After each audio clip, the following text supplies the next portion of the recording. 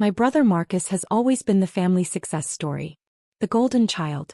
The one who could do no wrong. I'm Elena. The disappointment.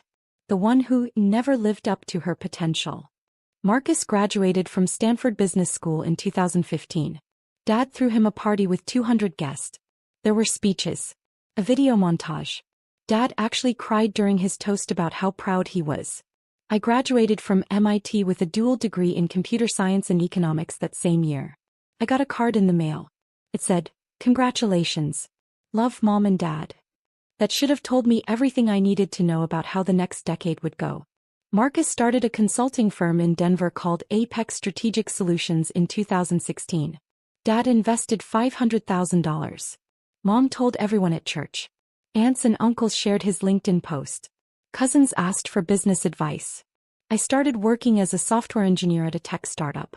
Nobody asked about my job. When I mentioned it at Thanksgiving, Dad said, "That's nice, honey. Marcus, tell everyone about your new client." By 2018, Marcus had moved his company into a beautiful office space in the Lodo district. Exposed brick. Floor-to-ceiling windows. A conference room with a glass table that seated 20. I attended the open house.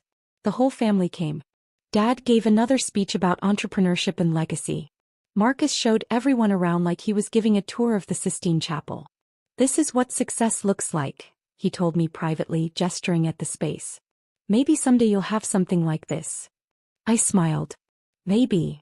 What he didn't know, I'd been buying commercial real estate since 2017. My first job out of MIT was at a startup that got acquired by Google for $340 million in 2016. My stock options were worth $2.8 million after taxes. I didn't tell my family. Why would I? They'd made it clear that Marcus was the business mind. I was just the quiet one who played with computers. So I stayed quiet. And I invested. I bought my first commercial property in 2017. A small office building in Boulder. $1.2 million.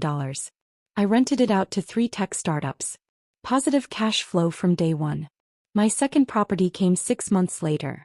An office complex in Denver Tech Center. $3.4 million. 6 tenants. All long-term leases.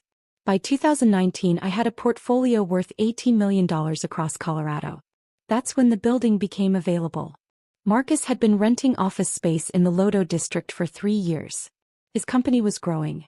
He had 15 employees. He'd tell anyone who would listen that he was building an empire.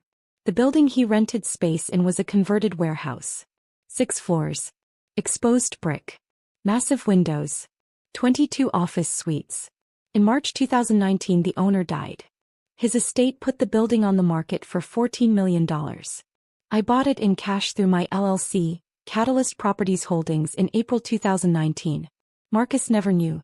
His rent checks went to a property management company.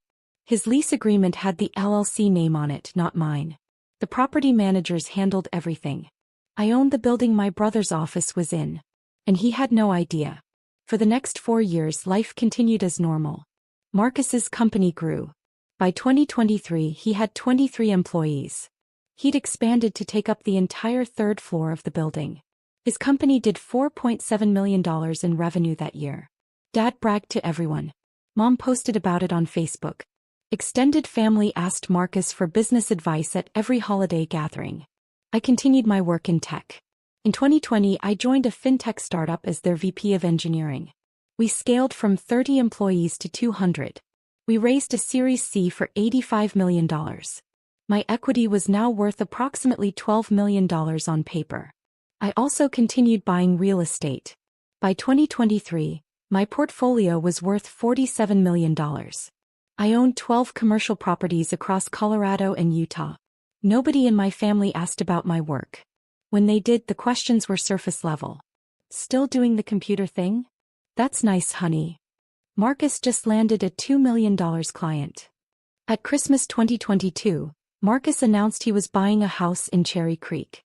$2.4 million. 5 bedrooms. Home theater. Wine cellar. Dad stood up and hugged him. "This is what I'm talking about. Real success. Real wealth." Mom cried happy tears. I was sitting right there. I'd owned a $3.8 million penthouse in downtown Denver since 2021. Nobody knew. Nobody asked. That was fine. I didn't need the attention. What I didn't realize, Marcus's success was about to become a weapon. The shift happened slowly, then all at once. In early 2023, Marcus started making comments about my career. Still working for someone else? He'd ask at family dinners. Must be nice to have a boss. How's the 9-to-5 treating you? Some people are entrepreneurs. Some people are employees. Both are necessary. Dad would laugh. Mom would change the subject. But the message was clear. I was the lesser sibling. By mid-2023, Marcus started inviting me to lunch. He'd frame it as brother-sister bonding, but every conversation turned into business advice. You should think about starting something, he'd say. You're smart enough. You just lack vision. The problem with people like you is you're afraid to take risks. If you ever want to stop playing it safe, I could mentor you. I'd nod, smile, say thank you, and I'd go back to managing my $47 million real estate portfolio. Then came Thanksgiving 2023. The whole family gathered at Mom and Dad's house. 30 people. Turkey. Football. The usual chaos. Marcus stood up after dinner and made an announcement. I wanted everyone to hear this together, he said. Apex Strategic Solutions is expanding. We're opening a second office in Boulder. We're projecting $8 million in revenue for 2024. Applause. Congratulations. Dad shook his hand. Then Marcus looked at me. Elena, I know you've been struggling to find your path, he said in front of everyone. If you ever want to learn how business really works, I'd be happy to bring you on. Entry-level position. You could learn from the ground up. The room went quiet. Mom looked at me hopefully. Dad nodded encouragingly. Cousins waited for my response. I smiled. That's very generous, Marcus. I'll think about it. What I didn't say, I owned the building his office was in. His company paid me $28,000 a month in rent through his lease agreement. I'd made $1.4 million from his rent alone over the past 4 years. But I stayed quiet. I wasn't hiding. I was watching. January 2024 arrived with new energy. Marcus's company had a strong end to 2023. He was confident, aggressive. He'd hired 3 new consultants and was negotiating 2 major contracts. He started inviting me to visit his office. Come see what real business looks like, he'd text. I'd make excuses. Too busy. Deadlines. Travel. But in February he wore me down. Come on, he said on the phone. 1 hour. Let me show you what I've built. Maybe it'll inspire you to finally do something with your life. I agreed to visit on a Tuesday afternoon.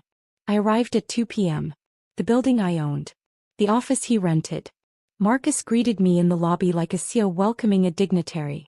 Firm handshake. Big smile. Welcome to Apex, he said. He gave me the full tour. The open workspace. The conference rooms. The kitchen with the espresso machine. The collaboration areas with whiteboards covered in strategy diagrams. His employees were polite. Professional. They clearly respected him. This is what 23 people and 4 years of hard work looks like. Marcus said as we stood in his corner office. This is what happens when you're willing to take risks. I nodded. It's impressive. It could be your future too, he said. If you're willing to learn. If you're willing to put in the work instead of just collecting a paycheck from some tech company. Something in his tone bothered me. But I stayed calm. I appreciate the offer, I said. We went to the conference room. He showed me a presentation about the company's growth trajectory. Slides about revenue. Client acquisition. Market expansion. We're going to need more space soon, he said. This building has been perfect, but we're outgrowing it. What will you do? I asked. Probably move to a bigger location, he said. Or buy this building ourselves. Dad's been talking about investing more capital. I sipped my coffee. Said nothing. The visit ended with Marcus walking me to the elevator. Think about my offer, he said. You're 33, Elena. Time to stop playing it safe and start building something real. The elevator doors closed. I stood there for a moment. Looked at the directory on the wall. 3rd floor. Apex Strategic Solutions. My building. My tenant. My $28,000 monthly rent payment. I walked out to my car and drove home. That night Marcus texted, "Good seeing you today. Offer stands. Let me know." I didn't respond. March arrived with chaos. Marcus's company landed a huge contract. $3.2 million over 2 years with a healthcare conglomerate. It was the biggest deal in Apex's history. Dad threw Marcus a celebration dinner. The whole family came. Steaks, wine, champagne toasts. "This is what happens when you have vision," Dad said, raising his glass. "When you're not afraid to dream big." Everyone cheered. I sat at the end of the table, quiet, smiling politely. After dinner Marcus pulled me aside. "I meant what I said," he told me. "The offer for you to join Apex. Real. But it's not going to be available forever." "I appreciate it," I said. "Do you?" he asked. His tone shifted. Harder. "Because from where I'm standing, it looks like you're wasting your life. You're 33. No business. No real career trajectory. You work for someone else making probably $120,000 a year?" "Something like that," I said quietly. "That's what I thought," he said. "Elena, I'm trying to help you. But you have to want to help yourself." I nodded. "I understand." "Do you?" he pressed. "Because I don't think you do. I think you've gotten comfortable being mediocre. And that's sad." Something in me snapped. Not anger. Just clarity. I looked at my brother. Really looked at him. "Marcus," I said calmly, "I'm fine. But thank you for your concern." He shook his head. "You're not fine. But okay. Keep telling yourself that." The dinner ended. I drove home. That night I made a decision. I wasn't going to tell my family about my success. But I also wasn't going to tolerate Marcus's condescension anymore. If he wanted to see me as a failure, fine. But I was done pretending his opinion mattered. April 2024 brought the breaking point. Marcus texted me, "Come to the office Friday at 2 p.m. Need to talk." I arrived on time. He met me in the lobby. "Come upstairs," he said. We rode the elevator in silence. 3rd floor. His domain. He led me to his office and closed the door. "I'm going to be direct," he said. "Dad's been talking about his estate planning. He's dividing assets between us. But he's concerned about you." "Concerned how?" I asked.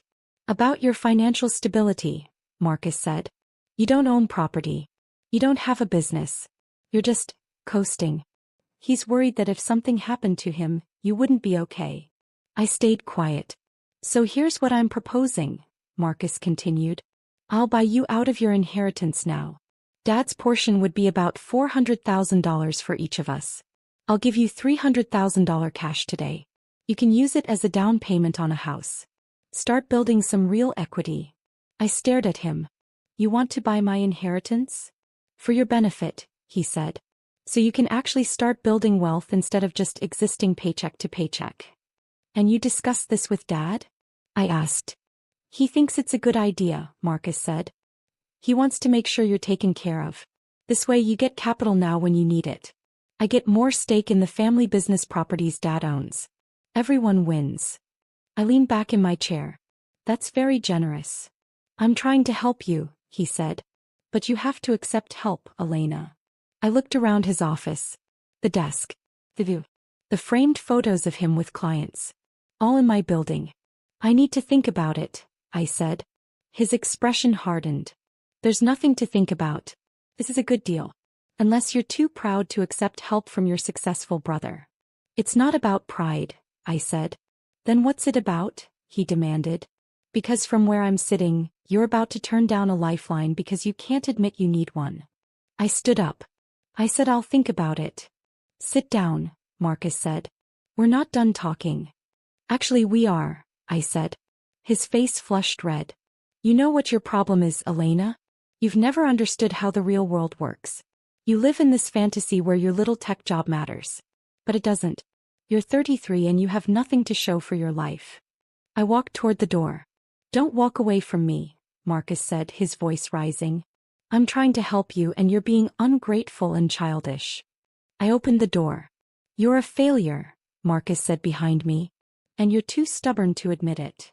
I walked out of his office. Through the workspace. Past his employees who had stopped typing to watch the commotion. I reached the elevator. Press the button. Marcus appeared in the hallway. Fine, he yelled. Go back to your mediocre life. But don't come crying to me when you finally realize you wasted your potential. The elevator doors opened. I stepped inside. This building is for real entrepreneurs, Marcus shouted. Not people who are too scared to take risks. The doors started to close. Pack your shit if you're ever here again, he yelled. This space is for people who actually matter. The doors closed. I rode the elevator down in silence, walked to my car, drove home, and made a phone call. Friday night I called my property manager. I need you to deliver something Monday morning, I said. To Apex Strategic Solutions. 3rd floor. Addressed to Marcus Chin, CO. What are we delivering? She asked. A lease violation notice and eviction proceedings, I said. I'm terminating their lease effective immediately for violations of Section 12, Clause 4, harassment of property ownership. Ms. Chin, she said carefully, that's going to create significant legal complications for you.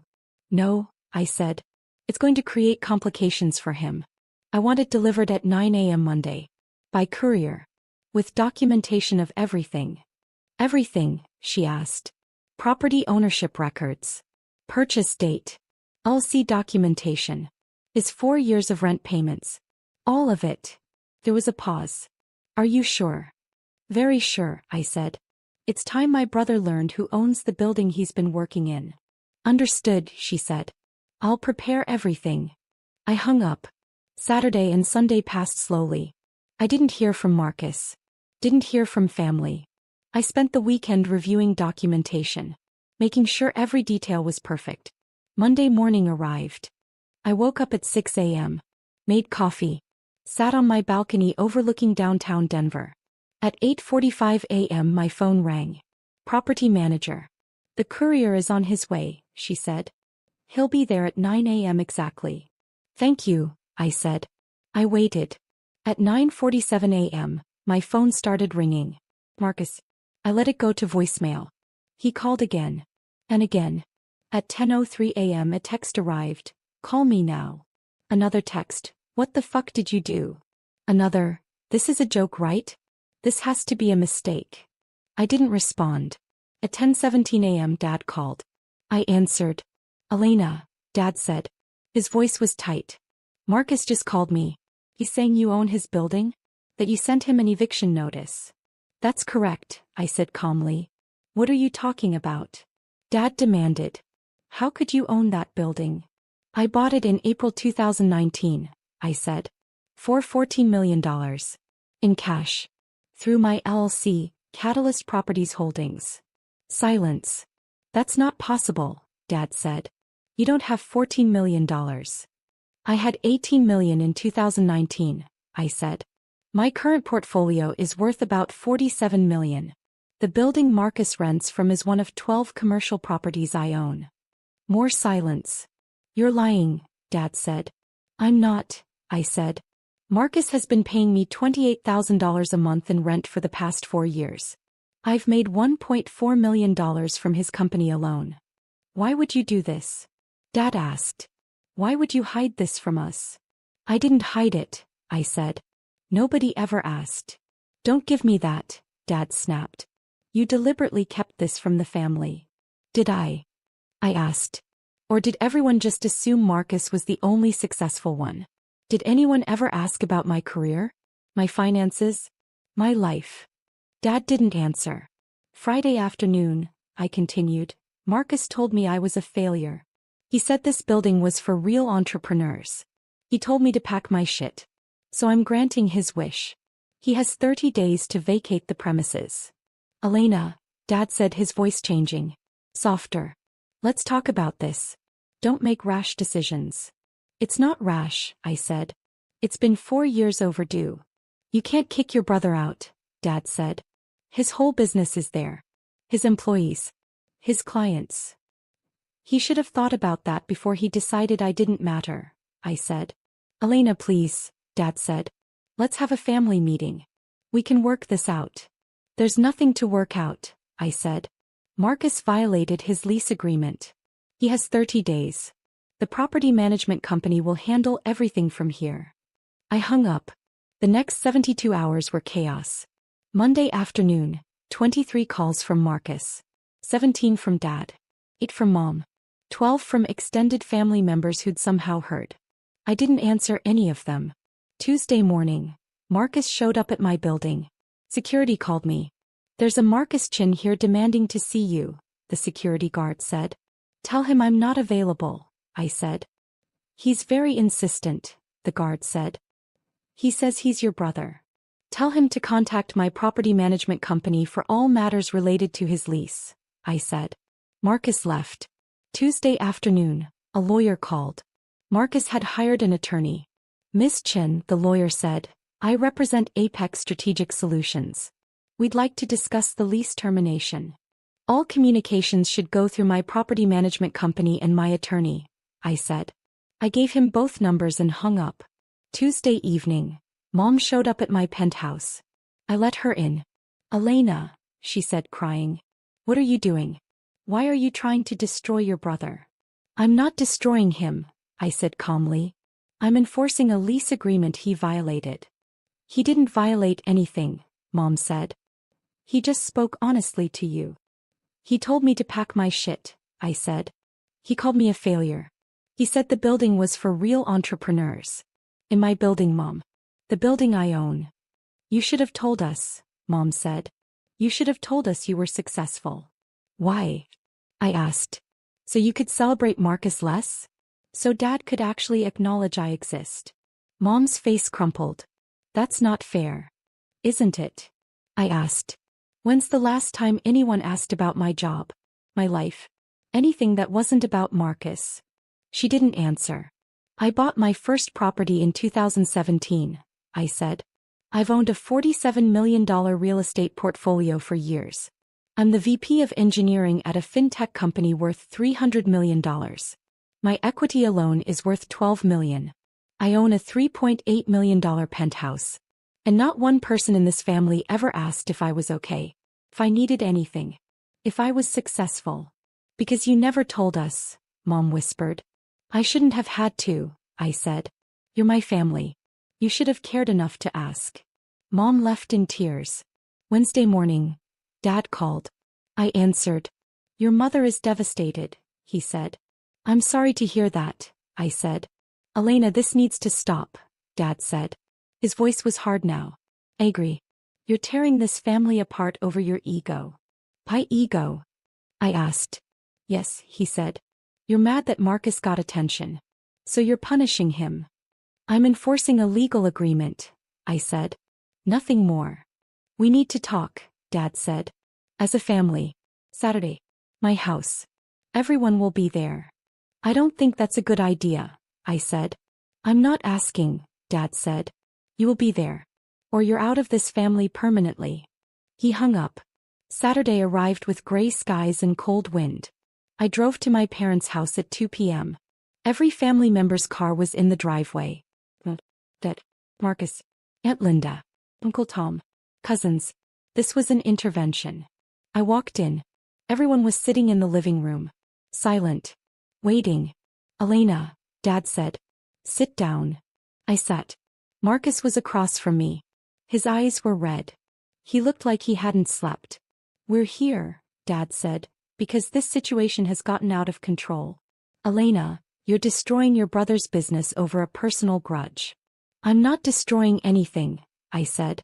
"I'm terminating a lease he violated." "You own the building," Marcus said, his voice breaking. "You've owned it this whole time. And you never told me." "You never asked," I said. "Why would I ask?" Marcus shouted. "You're my little sister. You work at a tech company. How was I supposed to know you're secretly a real estate mogul?" "Maybe by talking to me?" I said. "Maybe by asking about my life instead of assuming you were the only successful person in the family?" "That's not fair," Marcus said. "Isn't it?" I asked. "You offered me an entry-level position at your company. You called me a failure. You tried to buy out my inheritance because you thought I was broke. You did all of this while paying me $28,000 a month in rent." The room went silent. "You humiliated me," Marcus whispered. "You let me lecture you about business while you secretly owned my building." "I didn't humiliate you," I said. You humiliated yourself. Elena, Mom said, you have to understand how this looks. You hid your success. You let us think you were struggling. And now you're using it as a weapon. I never hid anything, I said. I just stopped sharing. Because every time I tried I was ignored. Dismissed. Talked over. So I stopped trying. That's a lie, Dad said. Is it? I asked. Dad, when did you last ask about my job? He didn't answer. When did anyone ask if I needed help? If I was happy? If I was successful? I looked around the room. When did any of you see me as anything other than Marcus's disappointing little sister? We love you, Mom said. Do you? I asked. Because it's felt like conditional love for the past decade. Love if I celebrated Marcus. Love if I stayed quiet. Love if I accepted being less. Aunt Linda spoke up. Elena, honey, you have to see how this looks. You're punishing Marcus because he's successful. No, I said. I'm protecting myself from someone who spent years treating me like I was worthless. And that person happens to be my brother. Marcus stood up. I'm sorry, okay? I'm sorry I didn't know. I'm sorry I said those things. But you can't destroy my business over this. I'm not destroying your business, I said. I'm giving you 30 days to find new office space. The same courtesy I'd give any tenant who violated their lease. This is different, Marcus said. I'm your brother. Exactly, I said. You're my brother. And you treated me worse than I'd treat a stranger. Elena, Dad said, standing up. Here's what's going to happen. You're going to withdraw the eviction notice. You're going to extend Marcus's lease. And we're going to move forward as a family. No, I said. Excuse me. Dad said. No, I repeated. I'm not withdrawing anything. Marcus has 30 days. Then you're not welcome in this family anymore, Dad said. I stood up. I stopped being welcome years ago. I just didn't realize it. I walked toward the door. Elena, Mom called. Please don't do this. I turned back. I'm not doing anything, Mom. I'm just done pretending that being invisible was the same as being loved. I left. The next 2 weeks were silent. No calls. No texts. No contact. Marcus's attorney negotiated an extension. I agreed to 60 days instead of 30. Not as a favor. As a business decision. My property management company found 3 new potential tenants for the 3rd floor. All with better credit. Higher rent. Longer lease terms. Marcus's company began the process of moving. I heard through mutual business contacts that he'd found space in a different building. Smaller. More expensive. But available. I continued my life. My job. My investments. My routine.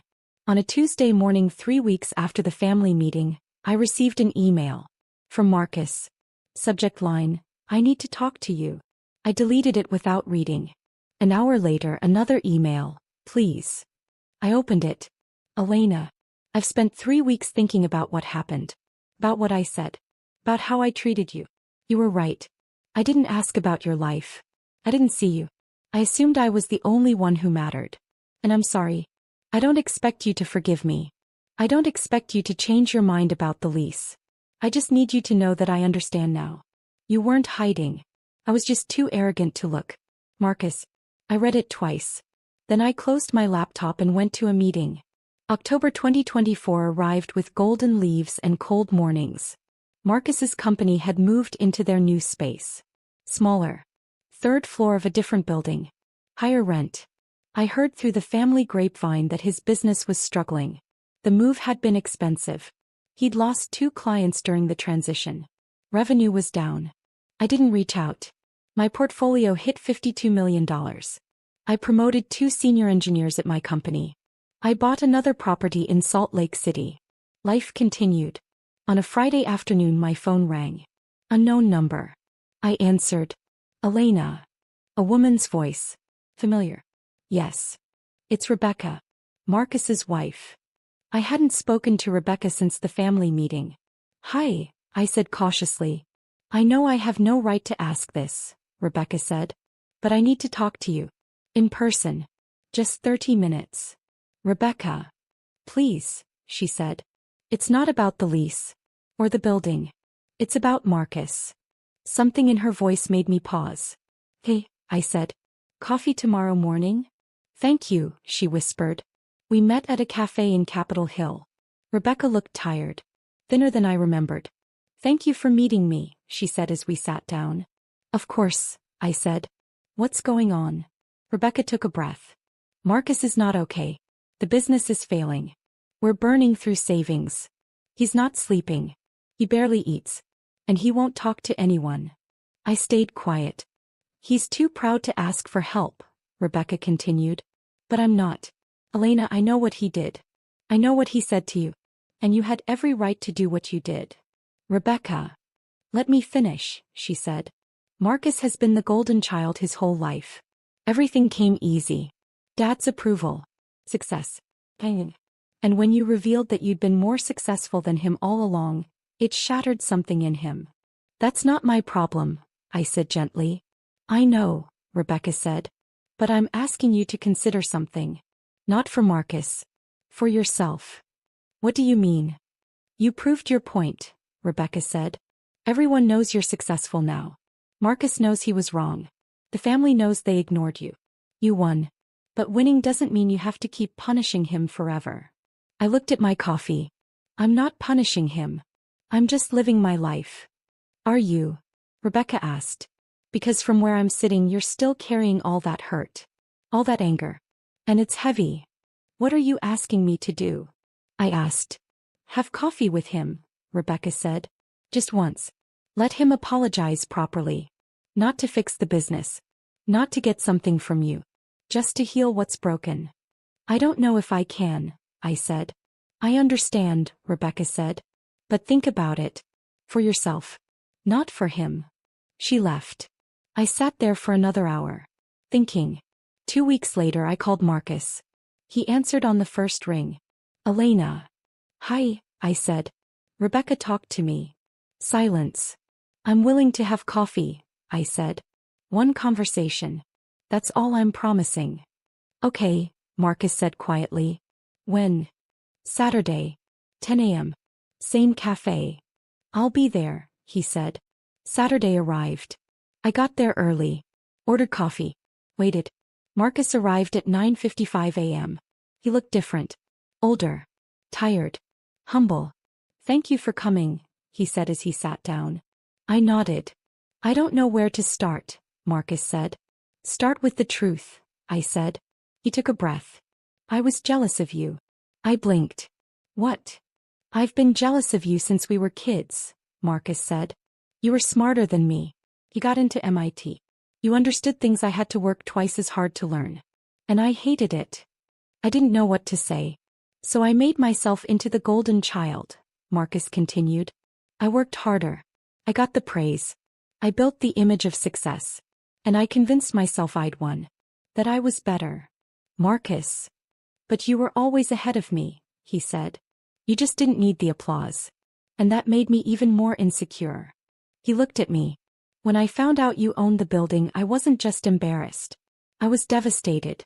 Because it meant everything I'd been telling myself was a lie. I wasn't competing with you, I said.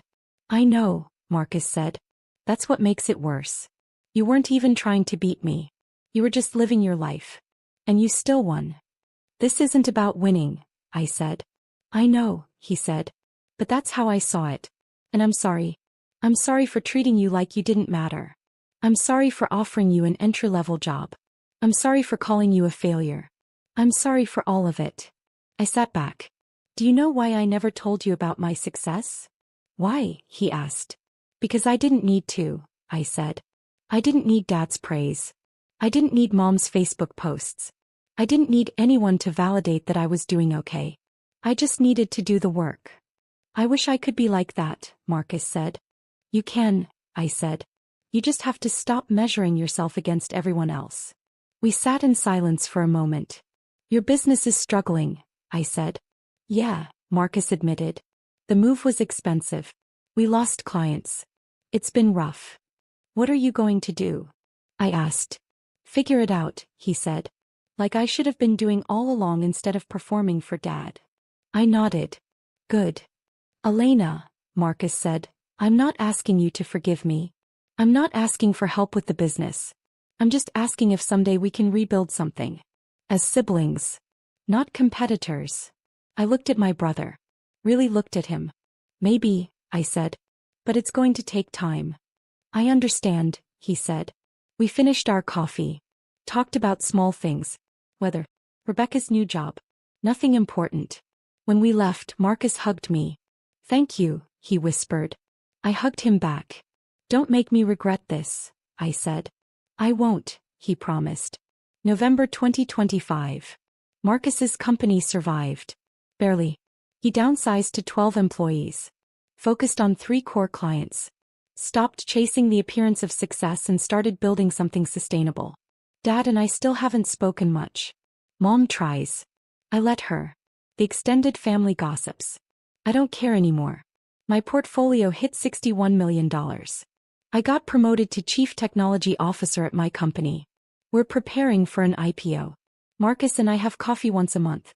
We talk about business, life, mistakes we've made. He's different now. Humbler. More honest. Last week he asked for my advice on a real estate investment. I gave it. Not because I forgave him, but because I'm ready to stop carrying the weight of what happened.